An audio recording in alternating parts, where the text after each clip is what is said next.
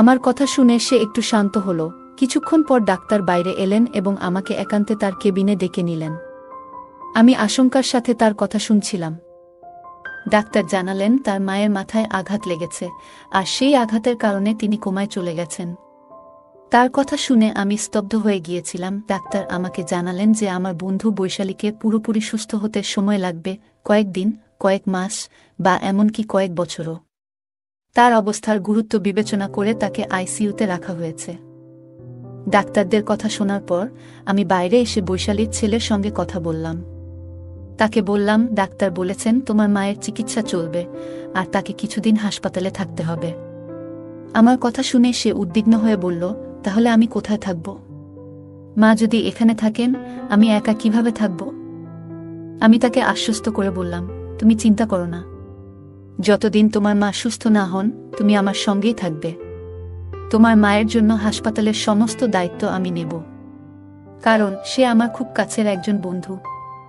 এরপর আমি জানতে চাইলাম, তোমার বাবার কথা কি ভাবছ? তিনি কোথায় আছেন?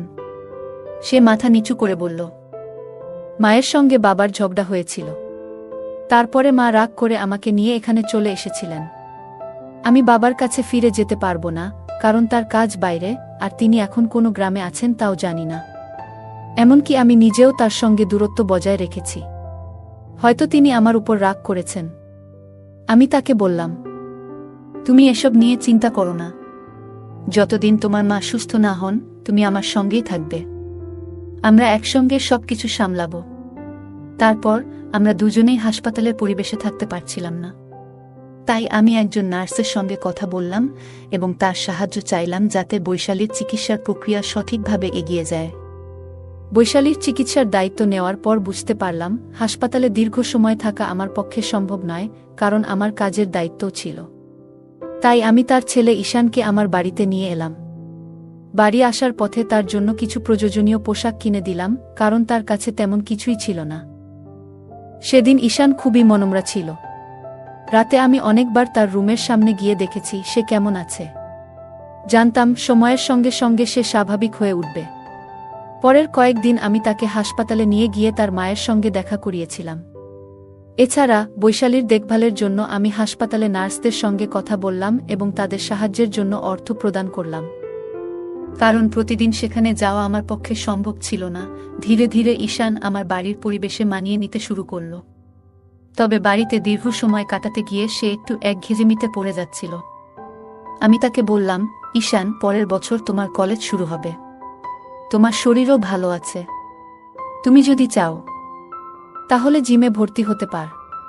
আমার পরিচিত একটি ভালো জিম আছে, সেখানে তোমার ভর্তি করিয়ে দিতে পারি। এছাড়া তুমি ডান্স ক্লাস বা মিউজিক ক্লাসেও যোগ দিতে পারো। এতে তোমার সময় ভালো কাটবে এবং একঘেয়েমি দূর হবে। প্রথমে সে দ্বিধা করলেও আমার উৎসাহে সে জিম এবং ক্লাসে যোগ দিল। ধীরে ধীরে সেখানে তার নতুন বন্ধুরা তৈরি হল এবং তার মন ভালো হতে লাগল। ঈশান এখন নিজের জন্য আরও যত্ন নেওয়া শুরু করল। জীবন নিয়ে তার দৃষ্টিভঙ্গি ধীরে ধীরে বদলে যাচ্ছিল। আমার মনে হল সে কেবল তার শৈশবের কঠিন সময়গুলো কাটিয়ে উঠছিল এবং তার সামনে একটি নতুন ভবিষ্যৎ অপেক্ষা করছিল। ঈশান ধীরে ধীরে আমার জীবনে একটি গুরুত্বপূর্ণ অংশ হয়ে উঠছিল। সে শুধু আমার কথা শুনে তা নয়, আমার প্রতিটি কাজেও সাহায্য করত। আমি দেখলাম জিমে যাওয়ার জন্য তার শরীরের সঠিক যত্ন নেওয়া খুবই জরুরি। তাই আমি প্রতিদিন তার জন্য পুষ্টিকর খাবারের ব্যবস্থা করতাম। এক রাতে আমি ঈশানের ঘরে দুধ নিয়ে যাচ্ছিলাম। হঠাৎ দরজার সামনে আমার পা পিছলে গেল এবং আমি মেঝেতে পড়ে গেলাম। ঈশান দ্রুত ছুটে এলো। সে আমাকে সাহায্য করে দাঁড় করালো এবং নিজের ঘরে নিয়ে গিয়ে আমাকে বিছানায় শুইয়ে দিল। তার এই সাহসিকতা এবং যত্নশীলতা দেখে আমি অবাক হয়ে গিয়েছিলাম। সে আমার হাত থেকে পড়ে যাওয়া দুধ পরিষ্কার করল এবং তারপর খুব যত্ন সহকারে আমার পায়ে মালিশ করতে শুরু করল। আমি তার দিকে তাকিয়েছিলাম। একটা 15 বছরের ছেলের মধ্যে এতটা পরিপক্কতা আমি কখনো ভাবিনি। আমার বয়স তখন 32। জীবনে এমন একজন মানুষ আগে কখনো দেখিনি যে এতটা যত্নশীল আর দায়িত্বশীল। ঈশান তার বয়সের তুলনায় অনেক বেশি পরিণত ছিল। তার কাজ করার ধরন, তার দায়িত্ববোধ সবকিছুতেই একটা বিশেষত্ব ছিল। পায়ে মালিশ করার সময় আমি মৃদু হেসে বললাম, ঈশান, আমি তো তোকে সবসময় ছোট মনে করতাম, কিন্তু আজ তুই প্রমাণ করলি যে তুই কতটা দায়িত্ববান। তোর এই পরিণত আচরণ আমাকে সত্যিই অবাক করেছে।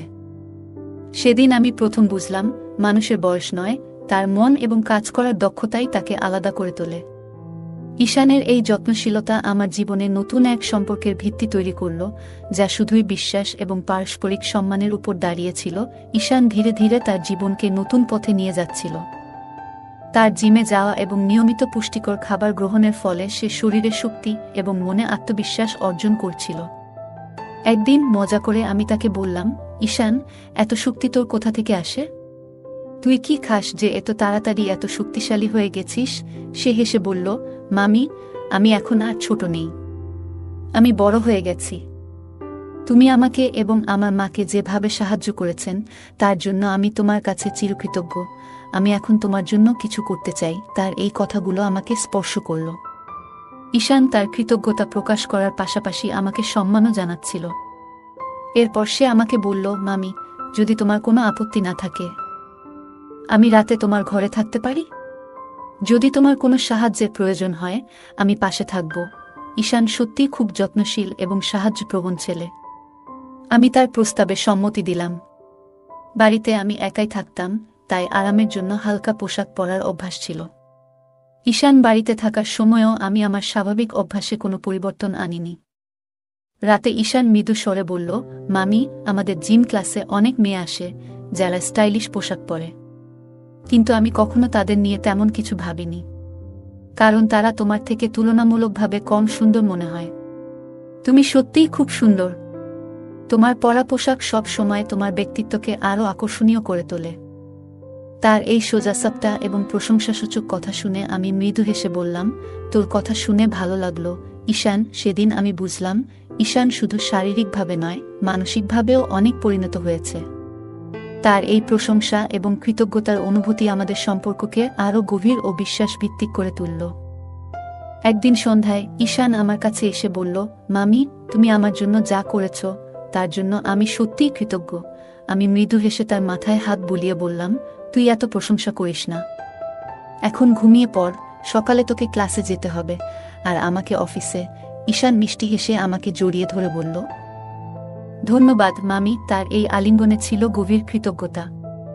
আমি তার এই অনুভূতিতে মুগ্ধ হলাম, কিন্তু আমার মনে হলো এটা শুধুই তার ভালোবাসা আর যত্নের বহিঃপ্রকাশ। পরের দিন সকালে আমি অফিস যাওয়ার আগে ঈশানকে তার ক্লাসে নামিয়ে দিলাম।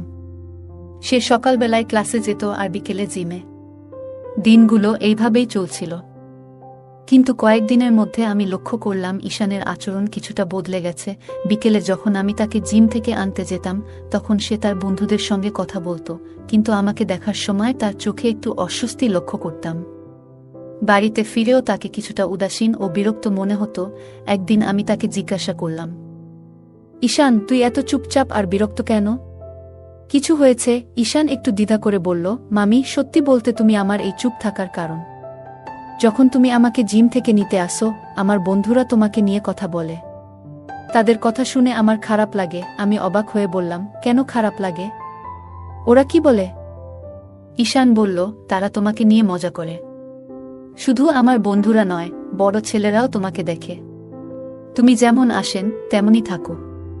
কিন্তু আমি চাই না তোমার দিকে কেউ তীর্যক দৃষ্টিতে তাকাক, কারণ তুমি আমার জীবনের এক বিশেষ মানুষ, আর তোমাকে আমি সেভাবেই দেখি। তার এই কথা শুনে আমি বিস্মিত হলাম। ঈশানের মধ্যে যে একটা দায়িত্ববোধ আর সুরক্ষার অনুভূতি কাজ করছে, তা আমাকে স্পর্শ করল। আমি তার কাঁধে হাত রেখে বললাম, তুই চিন্তা করিস না, আমি যেমন আছি তেমনই থাকব।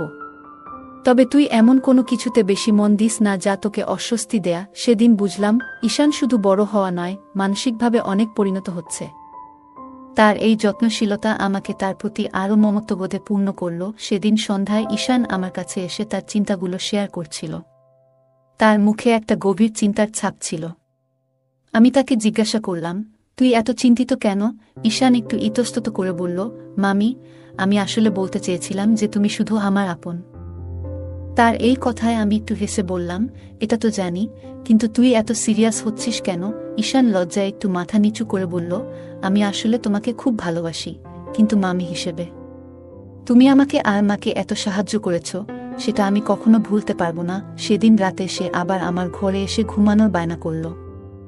কিন্তু আগের দিন রাতে তার ঘুমানোর সময়কার অস্থিরতা দেখে আমি তাকে তার নিজের ঘরে ঘুমানোর কথা বললাম, তুই নিজের ঘরে ভালো করে ঘুমা, আমি তো পাশের ঘরেই আছি। পরের দিন অফিস থেকে ফিরে আমি ঈশানকে জিম থেকে আনতে গেলাম।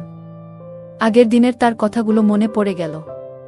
একটু মজা করার জন্য আমি সেদিন একটু ভিন্ন পোশাক পরে গেলাম, যা আগের দিনের পোশাকের চেয়েও একটু ছোট হবে। যখন জিমের বাইরে দাঁড়িয়ে স্কুটির হর্ন বাজাচ্ছিলাম, ঈশান জানালা দিয়ে আমাকে দেখছিল। তার কয়েকজন বন্ধু তখন তার সঙ্গে ছিল। আমি তাকে একটু মজা করার জন্য চমকে দিতে চেয়েছিলাম। কিছুক্ষণ পর ঈশান দৌড়ে এসে আমার পেছনে বসে বলল, মামি, তুমি যা করছো সবই আমার জন্য স্পেশাল, কিন্তু তুমি এমন করে আমাকে আর চমক দিও না। তার এই সরল কথায় আমার মন ভরে গেল। ঈশান ধীরে ধীরে পরিণত হচ্ছিল। তার যত্নশীলতায় আমি প্রতিনিয়ত মুগ্ধ হচ্ছিলাম।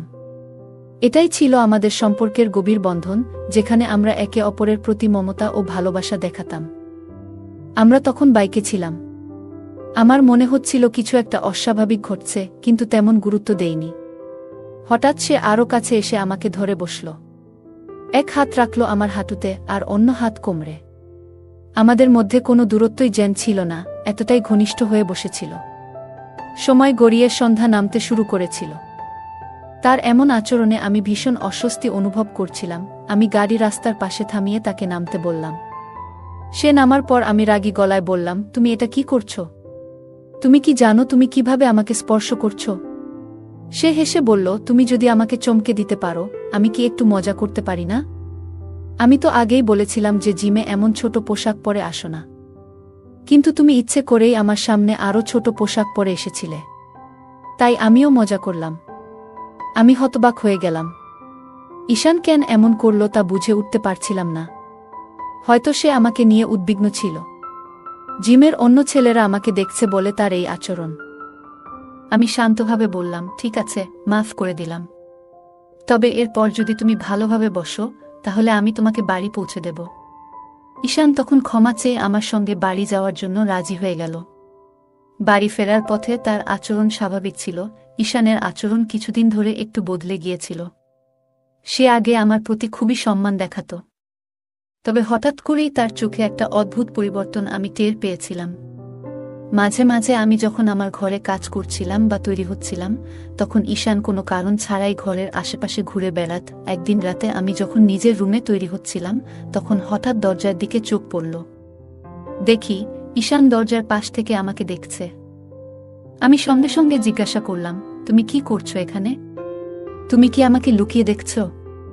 সে হেসে বলল, না না, এমন কিছু নয়।